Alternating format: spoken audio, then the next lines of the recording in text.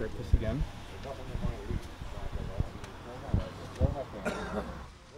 Hi, it's Craig Stevens and Ray Kemble here. We're in Franklin Forks, Pennsylvania. Once again, the state's Department of Environmental Protection of Pennsylvania has turned their back on the citizens of the Commonwealth.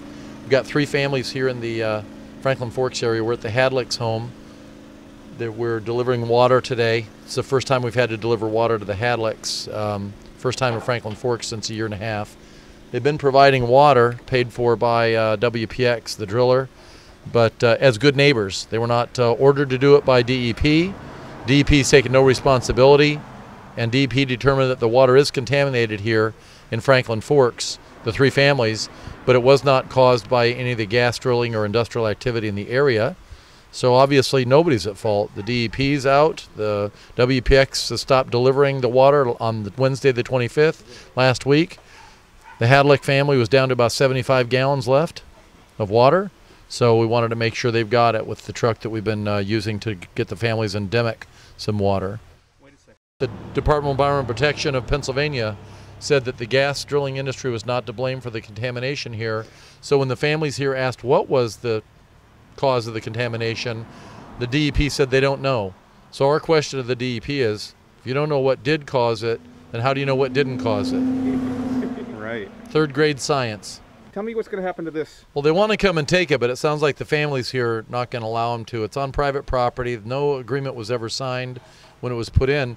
That's about $2,000 worth of tank and insulated housing. There's a pump inside also, and a heater. It's about $2,000, and there's 3 of these in Franklin Forks. So to replace that, that's out-of-pocket cost for the families. Through no fault of their own, the water turned bad here. You also have the water delivery. That's what we do, but right now we're hearing the cost of delivery is about $100 per day that was being paid for by the driller, WPX, which used to be called Williams. That would be $300 a day times 30 days. That's $9,000 a month they've been willing to pay as good neighbors to bring water to the families here. But I guess the good neighbors decided to stop being good neighbors last Wednesday, and so they're gone. Now we're hearing that the equipment is going to be taken out. There's no way for us to bring them water if there's no equipment.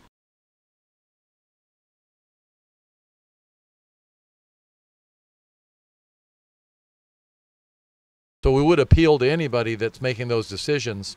Might be better to leave it here, maybe take it as a write-off.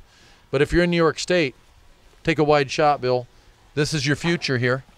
This is your future. Your neighbors living with contaminated water, plastic water tanks where their water wells used to be. This is not an anomaly here. Probably we've got 40, within not too far of a distance where people are living with plastic tanks where their water wells used to produce clean water for their families. The problem is when you call the drilling industry, the drilling company, the local one, and you say your water's bad, the DEP asks you to call them first. They'll take care of it hush-hush. Usually they have you sign a non-disclosure. Here, it's kind of hard to miss. We're on Route 29, just about 6 miles south of New York State. That's one of the busiest on this side of the state, the busiest north-south routes into New York State. So we're only a few miles south of the New York State line. And this is your future, New York, if you bring gas drilling to the state. They won't take responsibility.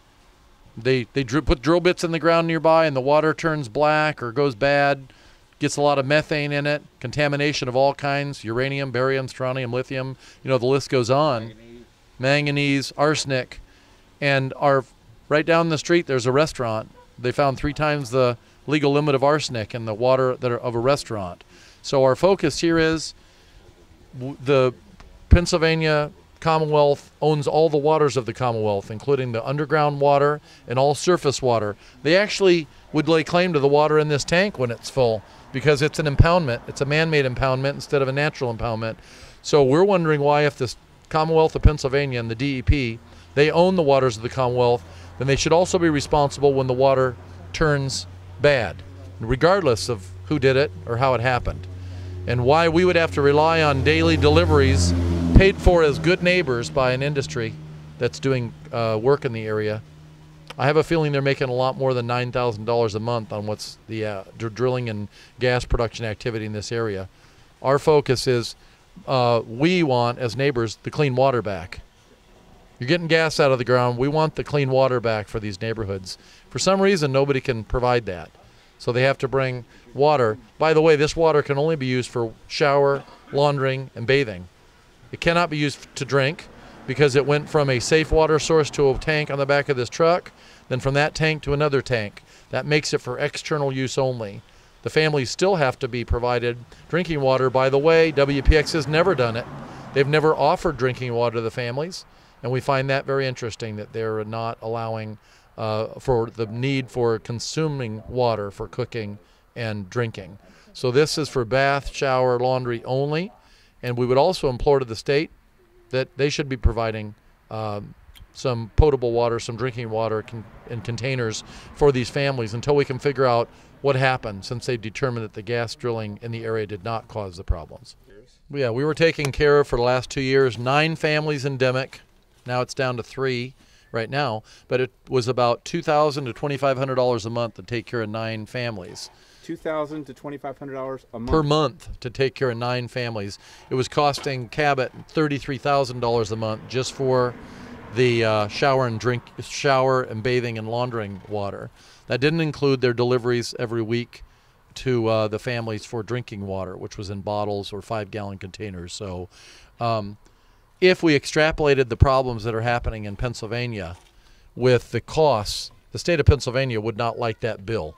So we're wondering why this activity has to be taken to the bank accounts of the individual citizens and neighbors that can't stand by and watch this kind of destruction happen of our private property rights and our clean water.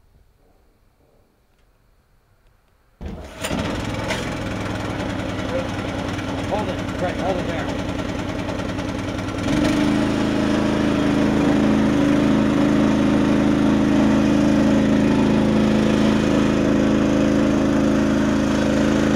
Tax-deductible donations for water relief can be made to Food and Water Watch and mailed to care of Craig Stevens, P.O. Box 466, Montrose, PA 18801.